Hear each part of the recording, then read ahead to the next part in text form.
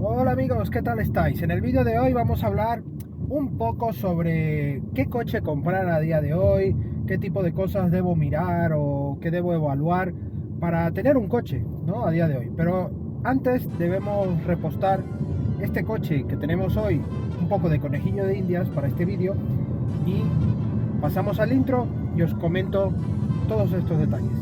Adentro intro.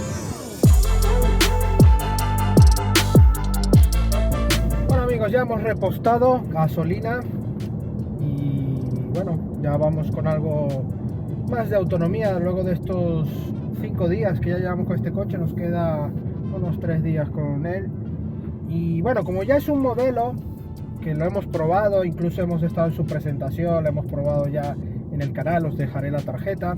El invitado de este conejillo de indias en este vídeo es el Volkswagen Taygo, con un motor 110 caballos y la versión R-Line.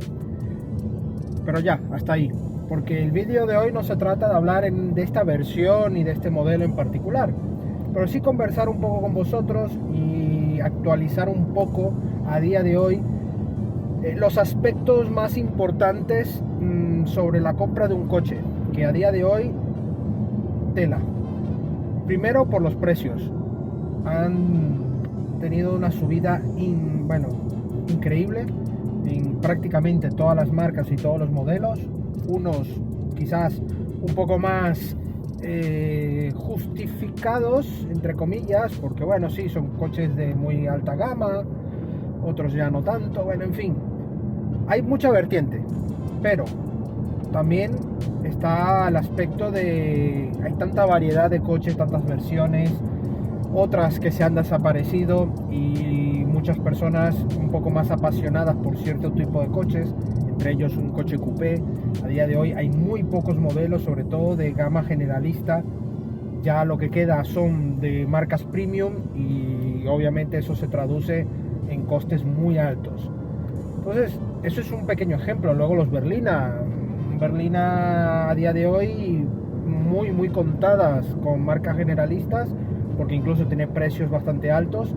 Y luego sí, ya vamos a premium, tenemos un poco más de variedad. Premium, porque estas marcas que ya sabemos, las marcas alemanas sobre todo, BMW, Mercedes, sí que pueden mantener una gama de producto un poco más variada, pero ya cuando vamos a ver marcas más generalistas, muchas de ellas han optado obviamente por la moda sub.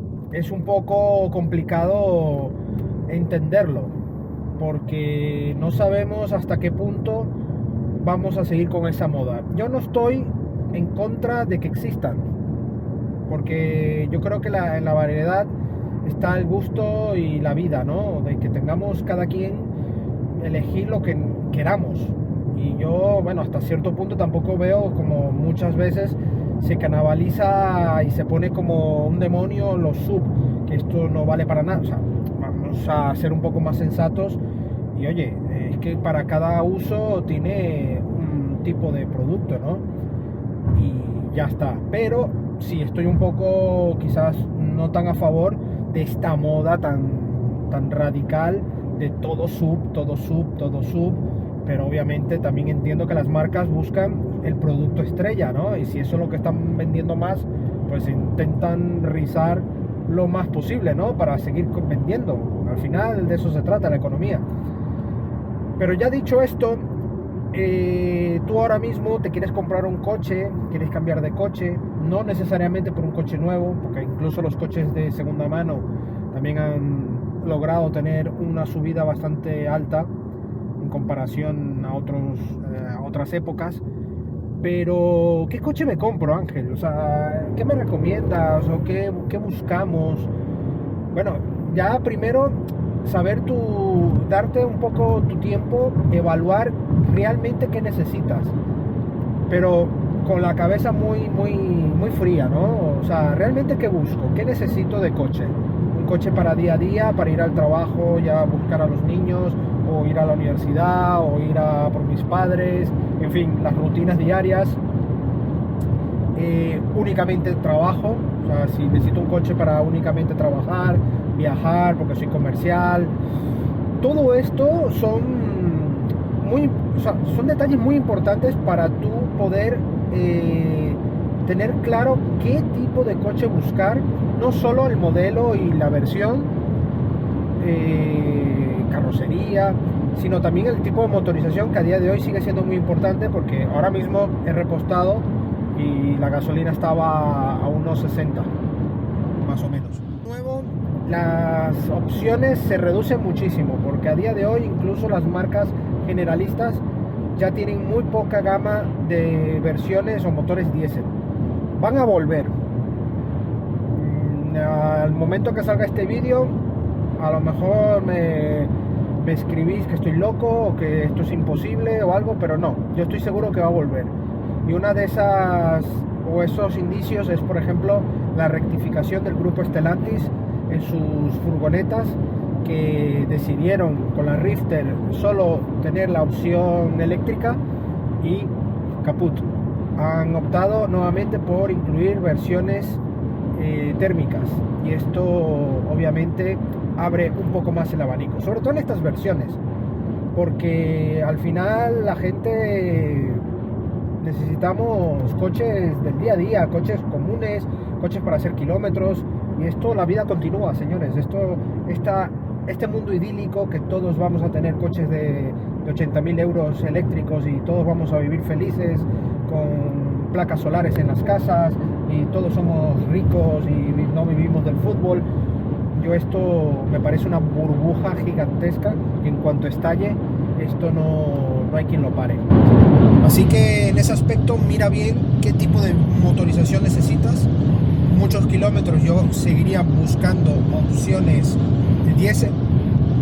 Si hay unos kilometrajes intermedios, un híbrido también no puede ir mal, depende de qué modelo, ¿no? Pero no te puede ir mal del todo. Híbrido autorrecargable, nada de enchufable.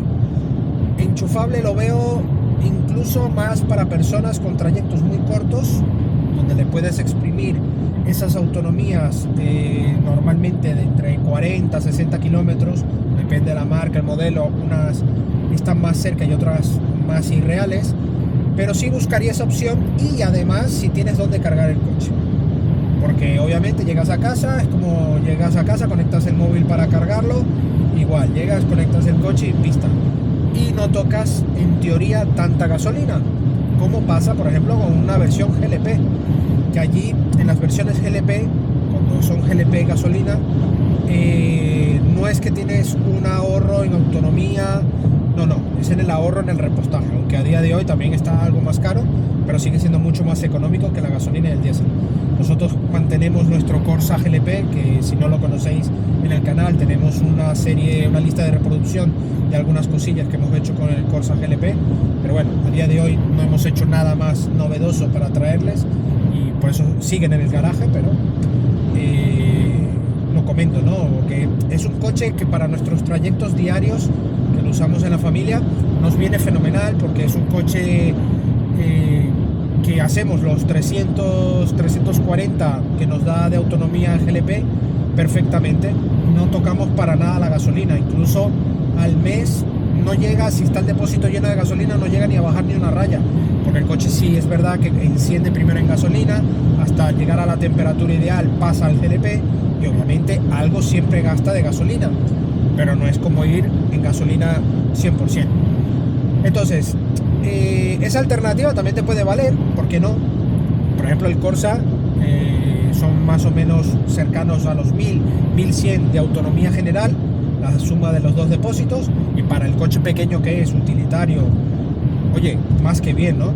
Pero obviamente es un coche que, ya os digo, está en un entorno de los 7,8, 7,6 aproximadamente en modo gasolina. Si ya vamos al GLP está en 8,5, o sea, 1 litro por arriba. Son coches que consumen, que esto no es por consumo, señores, ojito, es porque es un poco más económico repostar.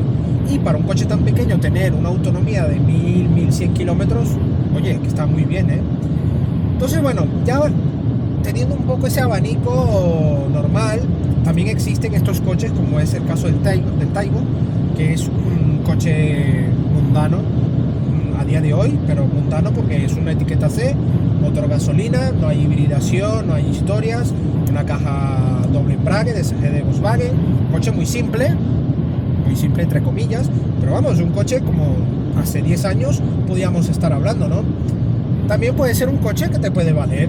Lo que pasa es que no vamos a competir obviamente con consumos de derribo. Ahora mismo estamos en una media de 7,8 en este coche y es un 110 caballos.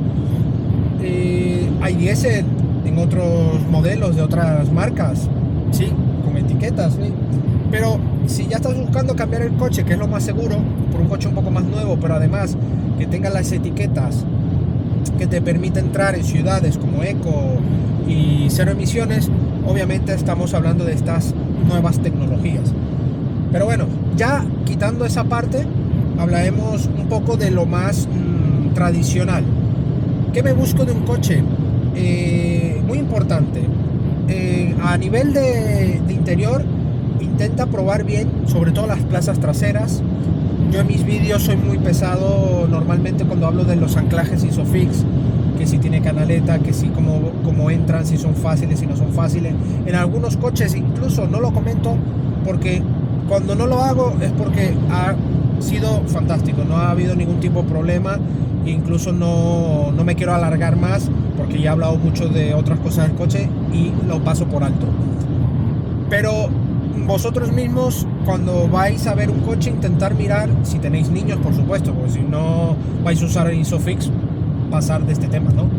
Pero si necesitáis eso, mirarlo bien, porque el momento de estar instalando una silla, y si es un coche problemático en cuanto a eso, le empiezas a coger idea, porque dices, no quito más la silla, o me da pereza montarla, porque es un coche que luego te da malas sensaciones en ese sentido. Luego, en cuanto a las plazas traseras, si pueden tener conectividad USB e incluso salidas de aire, pues mucho mejor. Y además que las plazas traseras tengan buena altura al techo, o al menos algo considerable para ir relativamente cómodos y con un mullido cómodo. No estamos hablando de super confort, no, que sea cómodo, porque hay coches que engañan mucho, hay coches que son más cómodos, menos cómodos, pero vosotros mismos probar ese tipo de cosas, intentar sentaros, probarlo, y no olvidéis que sí, que iréis de conductor y atrás os da igual, pero la parte trasera tiene su toque, porque al final luego te quedas con mal sabor de boca con ese coche, y eso es algo que con el pasar del tiempo y con el precio que tú has pagado por el coche te pesa y dices, qué mal coche he comprado. Y es simplemente eso, es verificar, sentarte, comprobarlo, ver varios vídeos, los míos, los de otros compañeros del sector, para hacer un poco análisis, ¿no? de sacar una pequeña conclusión de cada cosa. Luego, la parte principal, lo que es la parte de conducción y pantallas digitales, pues esto va a gusto del consumidor, obviamente. Yo buscaría que por lo menos la pantalla de infoentretenimiento tenga Android Auto y Apple CarPlay, dependiendo de tu sistema de móvil, porque navegación, sí, vale, si tienes navegación es muy importante, porque si tienes un móvil, lo pierdes, te lo has dejado, el coche siempre lo va a tener, ¿vale? Pero como generalmente eso también es un sobrecoste, y la parte de Android Auto y Apple CarPlay sí que viene como una conectividad más de serie, pues intentar que al menos tenga eso, porque lo conectas como vamos ahora mismo en nuestro trayecto y vamos a poder llegar con facilidad con el móvil, y ahí lo llevamos cargando. Luego, sistema de clima, en lo posible, si está independiente como en este coche, mucho mejor, muchísimo mejor, porque si optamos únicamente por usar la pantalla puede ser un auténtico dolor de cabeza. Hay muchas marcas que han tenido problemas con actualizaciones del software, a nosotros nos ha pasado y es un dolor de cabeza. Así que en lo posible, sobre todo si estás buscando un coche de segunda mano, con pocos años, unos 3, 4, 5 años, pues son coches que aún están en esa no moda de únicamente pantalla.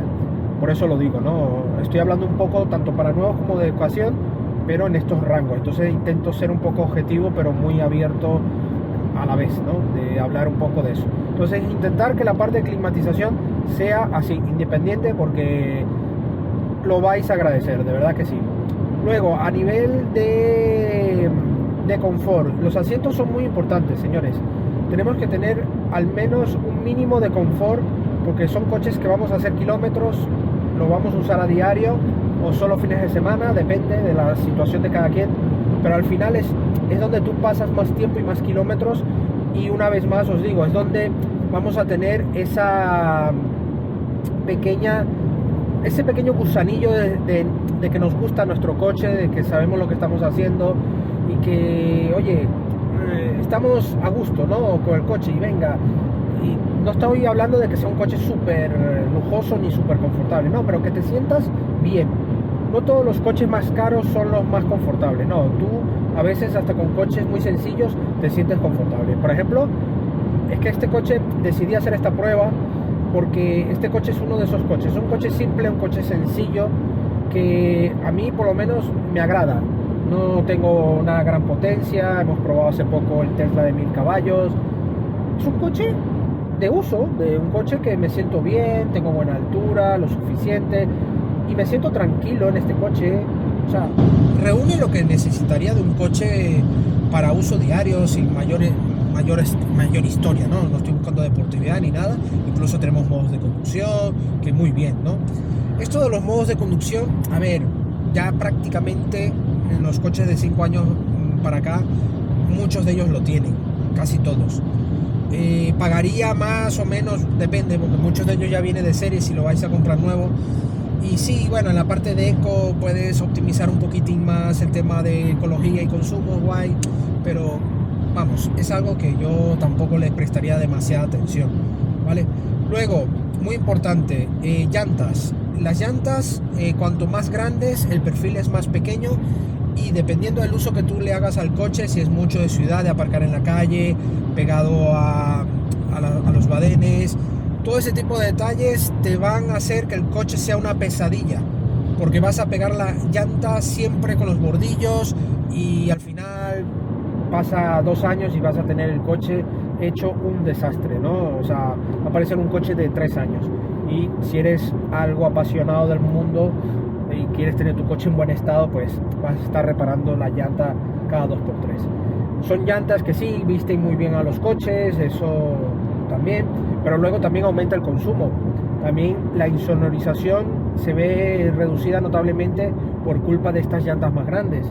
Así que un poco de eso, ¿no? Y luego, si caes en badenes, en huecos, que últimamente hay muchas zonas de autovías y carreteras que están fatal, puedes caer en un hueco y sufre menos una llanta o una goma mucho más alta de perfil que una llanta de perfil bajo.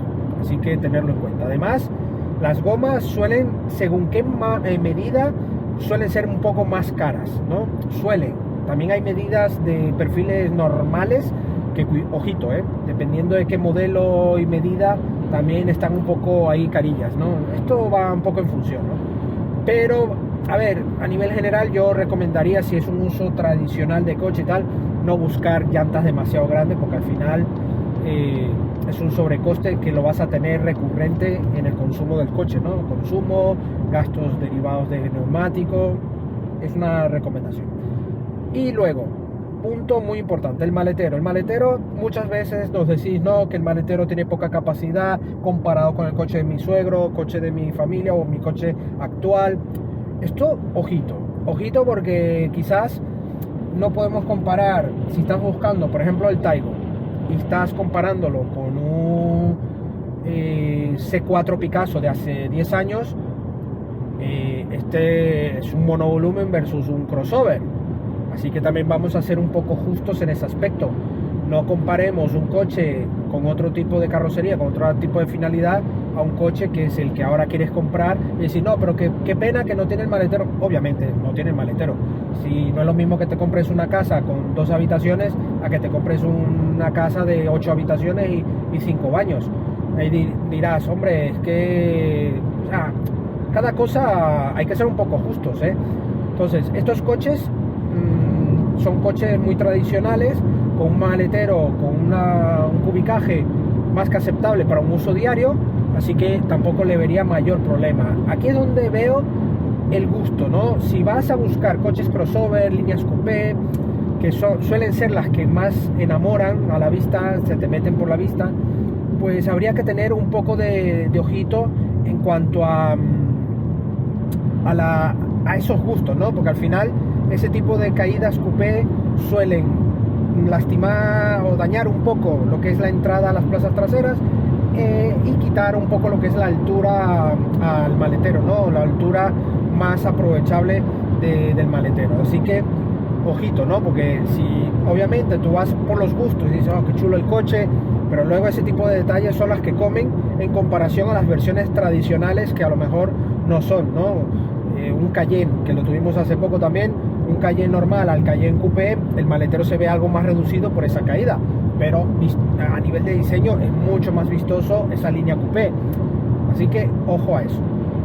Y bueno, yo creo que he dado un poco todos estos detalles. Los precios, ya os dije al comienzo, me parecen excesivos, pero muy excesivos el precio que está teniendo a día de hoy estos coches, pero yo ahí no solamente puedo opinar, pero no lo que yo haga o diga, ojalá me vieran los responsables de todas estas variaciones y que se hiciera algo, pero lamentablemente no creo que sea así. Pero a día de hoy me compraría un coche, pues yo lo compraría por estricta necesidad, porque necesite cambiar el coche, porque sencillamente tenga algún tipo de oportunidad, tanto económica como de que hay una oportunidad, una oferta o algo y quiero ese modelo en concreto, pues guay, porque si no, yo no le veo sentido a cambiar de coche a día de hoy, sinceramente. O sea, y miren que yo hago vídeos y pensáis que incluso yo los vendo. Yo no los vendo, ni intento meteros por los ojos ningún coche. Nadie, ninguna marca me paga para ello. Pero sí me gusta traerles mis sensaciones, mis impresiones sobre los modelos y que sepáis de qué estamos hablando, ¿no? Para que si vais a hacer la compra tengáis una ayuda, ¿no? Antes de comprarlo. Pero comprar coche a día de hoy, pues yo tengo mis ciertas dudas, ¿eh? Yo esperaría un poco porque la situación no está siendo muy fácil y yo creo que van a venir momentos complicados con una burbuja a nivel del tema automotriz como también a nivel social y general, ¿no? Del mundo. Así que un poco de cautela y si vais a comprar, tomar estos consejitos que os he dado en este vídeo, que son muy humildes, muy sinceros de mi parte y bueno, yo espero que os haya gustado. Así que nada amigos, agradecemos a Volkswagen España que no patrocina este vídeo, porque esto ha sido algo propio, pero bueno, por cedernos este Taigo para comentarles y hacer esta turbina, ¿no? De ideas, esta turbina de pensamiento. Y oye, al tener este coche me surgió, ¿no? De venga, vamos a hablar de esto. Y nada, ya vosotros suscribiros al canal si aún no lo habéis hecho, dejarnos un like si te ha gustado el vídeo, nuestras redes sociales y también nuestra web supermotor.online, donde tendréis pruebas de coches, de motos y también actualidad del motor. Nos vemos en una próxima entrega. Adiós.